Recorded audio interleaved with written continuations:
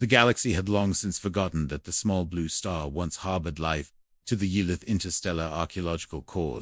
The system was merely another abandoned coordinate in a galaxy littered with extinct civilizations. But as their cruiser, the Ilion Trace, fell into orbit around the pale, quiet world called Earth, their sensors hummed with a pattern none of the archaeologists had expected. A signal, faint yet deliberate, pulsed from beneath layers of time, dust, and planetary decay. Chief Archaeologist Sorolin clicked her mandibles in excitement. Not biological remnants, she whispered to her team, but digital. To the Unearth, digital remnants were rarer than bones. Civilizations left ruins of stone and metal everywhere. But their minds, their stories, their voices, those were almost always lost. The team landed near what ancient satellite maps labeled as the North American continent, now a fractured landmass, split by centuries of tectonic upheaval. Their scanners led them into the cooled husk of what appeared to be an ancient data vault, a structure marked with symbols only partially intact. Sorolin traced them with her tendrils, whispering the translation through her visor's interface. Library of Congress, she interpreted, a repository of human culture. Inside, the air was stale, the silence absolute, but deeper still, in a chamber protected by rusted alloys and collapsed ceilings. They found a capsule smooth, metallic, and still powered by a faint autonomous quantum battery. An archival core, gasped the linguist Phylon.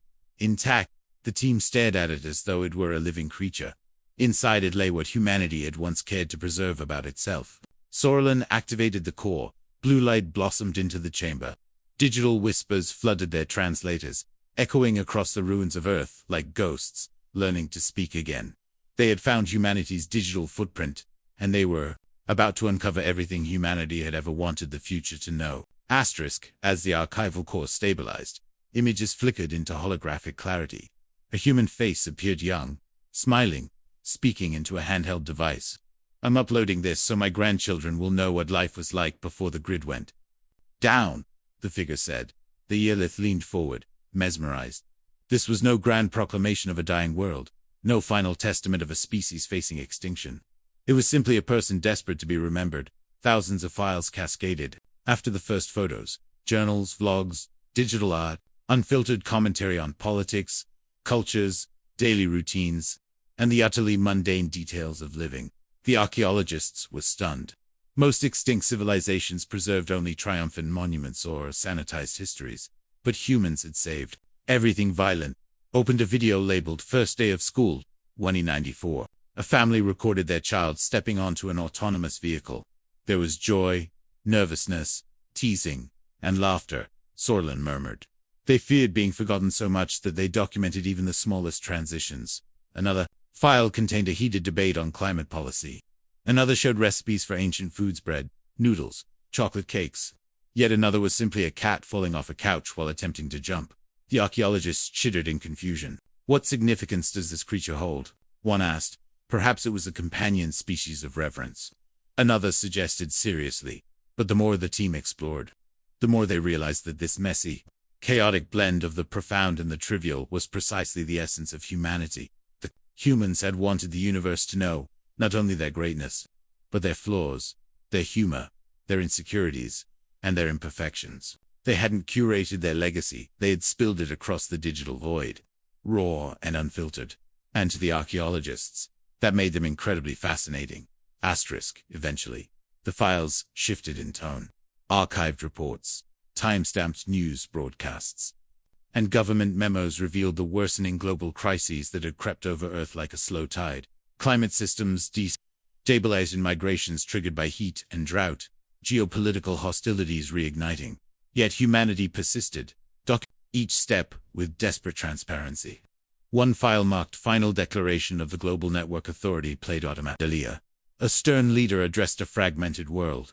We are losing the technological backbone that has held the global order together for centuries, she announced. The imagery flickered with static. We urge all nations to archive your histories, your cultures, your languages, your stories, whatever can be preserved for the future. The Unearth murmured among themselves. They had seen this pattern on countless worlds. Civilizations went silent not because of one disaster, but because of many compounding pressures.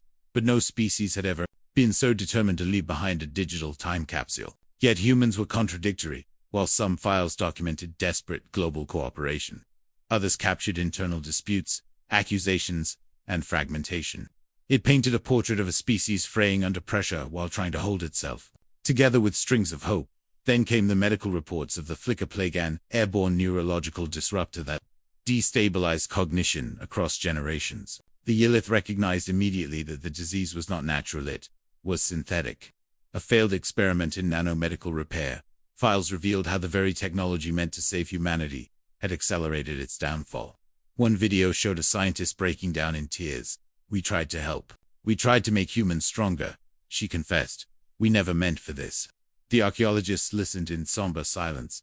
It was a familiar story: ambition, innovation, unintended catastrophe. The hallmark of civilizations that burn bright and fast. In the final century before silence, humanity retreated into small enclaves, uploading what memories they could. Their last digital footprint was not a triumphant farewell, but a quiet whisper into the custodian machines they hoped might be found one day. They believed someone somewhere would listen.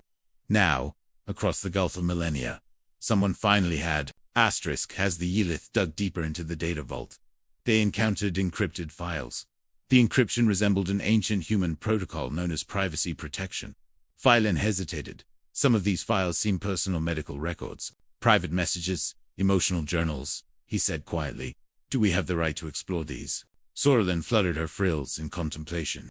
Unearth traditions strictly prohibited invading the inner lives of extinct species without consensus. But here lay a paradox.